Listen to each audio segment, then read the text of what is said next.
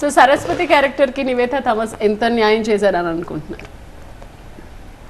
ఇంకెవరు రారండి, ఆలోచన కూడా రారు. మీరు సినిమాలో చూస్తే తనే కనిపిస్తారు, తనే సరస్వతి.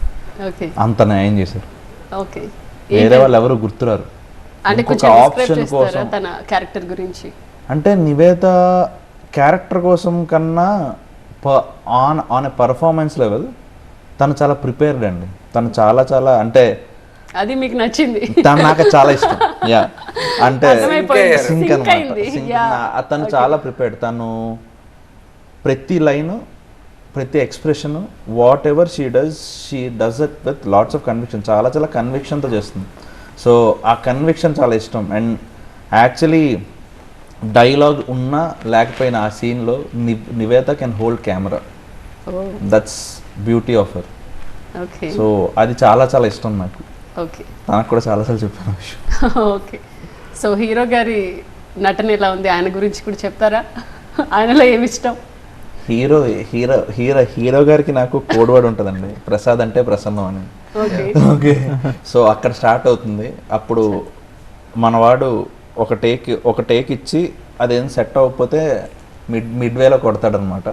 సో ఎప్పుడైతే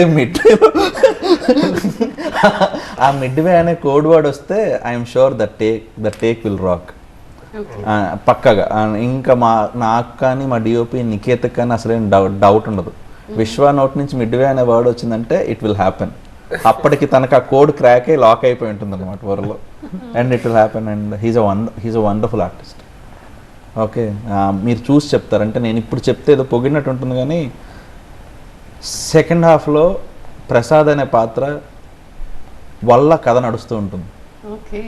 ఓకే, అంటే అతను ప్రత్యక్షంగా పరోక్షంగా అతను కనిపించినా కనిపించకపోయినా మాట్లాడినా మాట్లాడకపోయినా అతని ఉనికిని మనం గుర్తిస్తూ ఉంటాం. దానికి విశ్వ యొక్క నటనే కారణం. అది మాత్రం 200% చెప్పాలి. సూపర్. ఓకే, ఇంకొక కాలర్ ఉన్నారండి, మాట్లాడదాం. కెనడా నుండి కాల్ చేశారు. విజయలక్ష్మి గారు నమస్తే అండి. TV9 వారధి గారికి నమస్తే అండి. నమస్కారం అండి. థ్యాంక్ యూ అండి. మూవీ టీం అందరికి ముందుగా ఆల్ ది బెస్ట్ అండి. Thank you. నందకిషోర్ దర్శకుడు గారికి, హీరో విశ్వదేవ్ గారికి క్వశ్చన్ ఏంటంటే, ఈ 35 ఏమిటి, చిన్న కథ కాదు, టైటిల్ బాగుంది. హీరో గారు చెప్పినట్టు తిరుపతి వెళ్ళకుండా మీ మూవీ చూడాలని ఉంది. హీరో గారు చెప్పారు కదండి. విశ్వదేవ్ గారు మీరు హీరో లాగా ఉండండి కొద్దిగా.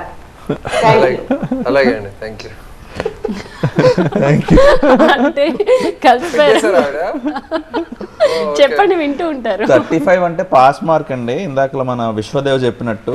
అండ్ మీరు మీకు ఖచ్చితంగా తిరుపతి వెళ్ళినట్టు అనిపిస్తుంది. ఎందుకంటే నాకు తెలిసినంత వరకు ఇప్పటిదాకా తెలుగు సినిమాల్లో ఆ అలిపిరి సర్కిల్, ఏదైతే గరుడ సర్కిల్ ఉంటుందో, ఇంకా ఘాట్ రోడ్ స్టార్ట్ అవుతుంది, గరుడ విగ్రహం పెద్దగా ఉంటుంది, అక్కడి నుంచి చూస్తే కొండ కనిపిస్తుంది. సో అక్కడ షూట్ చేసిన మొదటి సినిమా అనుకోవచ్చు మనది. ఓకే, అక్కడ పర్మిషన్ రావడానికి చాలా టైం పట్టింది మాకు. చాలా శ్రమ పడ్డాం. వర్షం, ఆ రెయిన్ ఎఫెక్ట్ క్రియేట్ చేయాలి, స్టామ్ ఎఫెక్ట్ క్రియేట్ చేయాలి. అండ్ టీటీడీ కానీ బోర్డు కానీ చాలా బాగా సపోర్ట్ చేశారు ఆ టైంలో. సో బేసిక్గా అదేంటంటే మన ఘాట్ రోడ్ 11:30 నుంచి 2:30 మధ్యలో క్లోజ్ చేస్తారనమాట ఘాట్ రోడ్. సో ఆ సర్కిల్ అప్పుడు ఖాళీగా ఉంటుంది. అక్కడ మేము ట్రాఫిక్ క్రియేట్ చేసి వెనకాల బస్సులు పెట్టి తెగ హడావిడి చేసి, and that was like one heck of a shoot. Okay, so అలా we shot in heart of Tirupati. So ఖచ్చితంగా ఆ టైంలో మీకు వైల్డ్ అనిమల్స్ ఏం కనపడలేదా? లేదండి, ఇంకా అది కొండ కింద తిరుపతిలో. అండ్ అదేంటది పెద్ద ఫ్యాన్స్ ఉంటాయి కదా, to create that Storm effect. ఆ సౌండ్ ఏవి రావండి. Okay, so very authentic locations basically.